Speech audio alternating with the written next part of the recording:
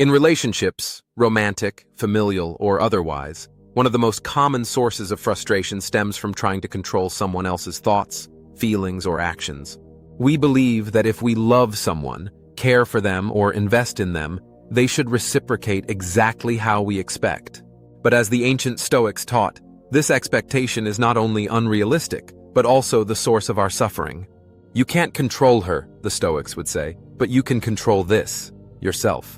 The core of Stoicism, the dichotomy of control. At the heart of Stoic philosophy lies a foundational principle known as the dichotomy of control. Epictetus, a former slave turned philosopher, put it simply in the Enchiridion. Some things are up to us and some things are not. The things that are up to us include our thoughts, beliefs, desires, and actions. The things that are not up to us include other people's opinions, behaviors, and outcomes. When you try to control someone else, whether it's a partner, friend, or colleague, you're attempting to change what lies outside your sphere of influence. This inevitably leads to anxiety, disappointment, and often resentment. She may not text you back. She might fall out of love. She might make decisions you don't agree with. These are not under your control. But how you react to these things? That's entirely yours. Freedom through letting go. Letting go of control doesn't mean detachment or indifference. On the contrary, it means choosing to love and engage without the illusion of ownership. As Marcus Aurelius put it, you have power over your mind, not outside events. Realize this, and you will find strength. This is a radical kind of freedom. It means you can offer love without demanding love in return. You can communicate honestly without expecting agreement. You can show up with integrity without controlling how others perceive you. This mindset liberates you from the emotional roller coaster that comes with expectations. Emotional autonomy, Stoicism teaches that external events are neutral. It is our judgments that color them. If she cancels plans, the event itself is neither good nor bad. It is your interpretation, she doesn't care about me, or I'm not a priority, that creates distress. But you can learn to reframe this. Perhaps she had a legitimate reason. Perhaps it has nothing to do with you. Or even if it does, your worth is not defined by someone else's actions. By cultivating emotional autonomy, you stop handing over the keys to your emotional life. You learn to respond, not react. You become steady amidst uncertainty, and in doing so, you become more attractive, not just to others, but to yourself. Control the inner dialogue. Much of our suffering in relationships comes from the inner narratives we construct.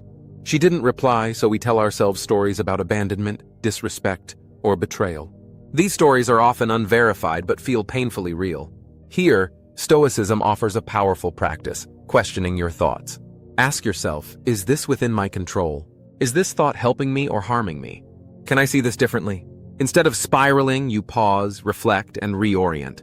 Seneca, another Stoic giant, advised, "We suffer more in imagination than in reality." The mind is a powerful force, and by mastering your internal dialogue, you reclaim your peace. Actions over reactions. You can't control how she behaves, but you can control how you show up. Are you honest? Are you kind? Are you living according to your values? In a Stoic framework, virtue is the highest good. It is not about controlling outcomes, but about controlling your actions in alignment with reason and integrity. When you focus on what's within your control, your thoughts, choices, and behavior, you become resilient. Rejection doesn't destroy you. Disagreement doesn't enrage you. You become a calm harbor in the storms of human interaction. Stoic love. Possess nothing. Appreciate everything.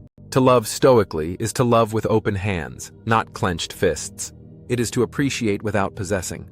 The Stoics did not shy away from emotion, but they aimed to align their emotions with reason. They sought to love deeply, yet without the chains of attachment. You may not be able to control whether she stays or leaves, loves or doesn't, but you can choose to love in a way that honors both your dignity and hers. You can love not to fill a void, but to express your wholeness. Conclusion. You can't control her, and that's not a weakness.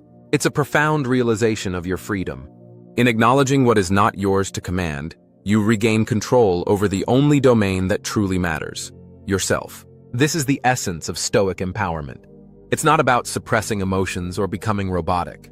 It's about owning your power, aligning with reality, and living with virtue.